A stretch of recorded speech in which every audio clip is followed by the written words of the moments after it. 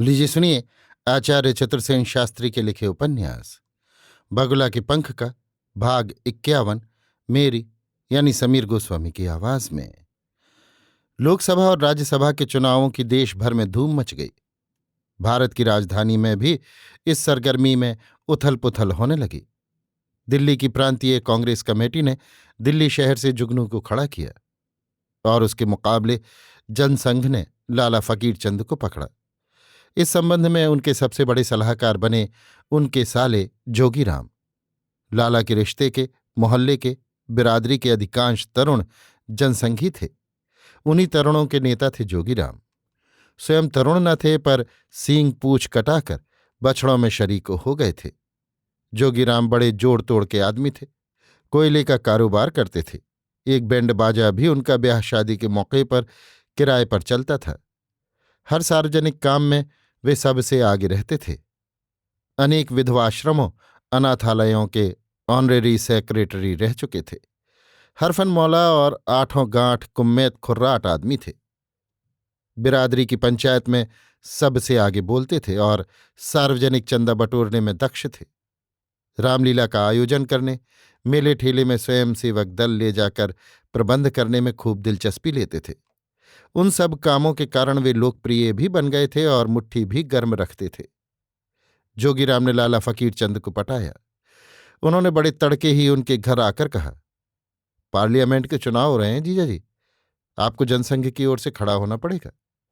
लाला फकीर चंद भीतर से तो खुश हो गए, पर प्रकट में बोले, ना भाई, म्यूनिसिपैलिटी के चुनाव में करारी चपत पड़ चुकी है, अब मैं इस झंझट में नहीं पड़ने का।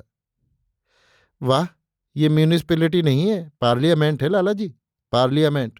इसका मेंबर मिनिस्टर बन सकता है। लाला फकीर चंद अविश्वास की हंसी हंसकर बोले, मेरे अंदर मिनिस्टर होने की योग्यता है? अपनी योग्यता आप नहीं जानते जीजा जी। फिर मिनिस्टर होने के लिए किसी योग्यता की जरूरत ही नहीं है, सिर्फ पैसा और सहारा चाहिए। सो भगवान की दया से किसी बात की कमी नहीं है। कमाया किस दिन के लिए जाता है, जनसंघ आपकी पीठ पर है ही।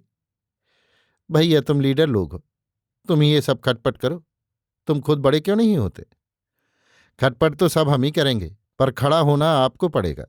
और आपका मुकाबला होगा मुंशी जगन प्रसाद से, जिन्होंने म्यूनिसिपैलिटी के मामले में आपको नीचा दिखाया था। अब उसका बदला लेने का यही समय है। नामर्द मुंशी से मेरी नस दबी हुई है, उससे 1000 काम सरते हैं, मैं उसके मुकाबले में खड़ा नहीं हो सकता। खाक काम सरते हैं? आप भी क्या बीती बातें करते हैं जीजा जी? आप जब मिनिस्टर बन जाएंगे तो ऐसे ऐसे 50 मुंशी आपको सलाम झुकाएंगे और हाजिरी बजाएंगे।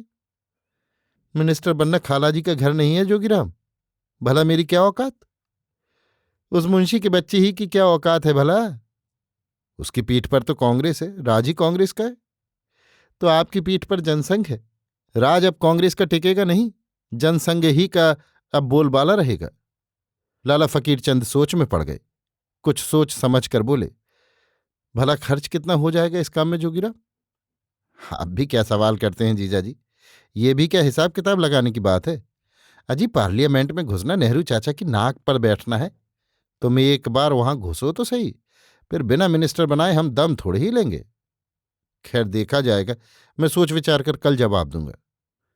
मैं जवाब लेने नहीं आया हूं लाला जी, ये कहने आया हूं, आज शाम को हम जलसा कर रहे हैं मोहल्ले में जनसंघ का, उसमें हम आपको उम्मीदवार खड़ा करेंगे, आपको आकर भाषण देना होगा। ना भाई, भाषण ऊषण देना मेरे बस का नहीं है। जीजा जी, जब ओखली में सिर दिया तो मूसलों का क्या डर? अरे तो लियाकत भी तो चाहिए। अजी, पत्थर पर सिंदूर मलकर उसे देवता बनाया जाता है, सब लोग उसे ही पूछते हैं, चलती का नाम गाड़ी है।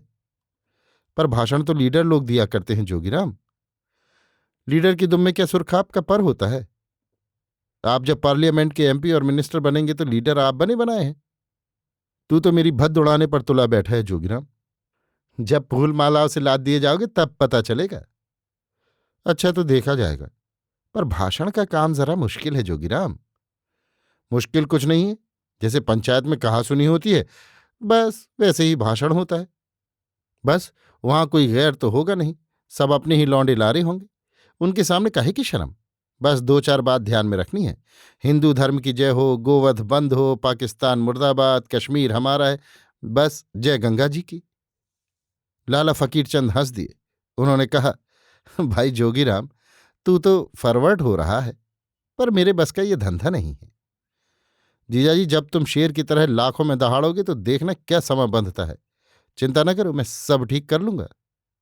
तो तू जाना भाई, खर्च की बात तो यह है कि समझेंगे 1 साल ब्लैक में कमाया ही नहीं। बस बस, तो समझ लो बानक बना बनाया है। शाम को मैं आपको ले चलूंगा।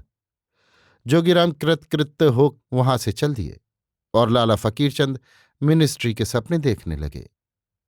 अभी आप सुन रहे थे आचार्य चतुर्सेन शास्त्री के लिखे उपन्यास बगुला के पंख का भाग 51, मेरी यानी समीर गोस्वामी की आवाज में।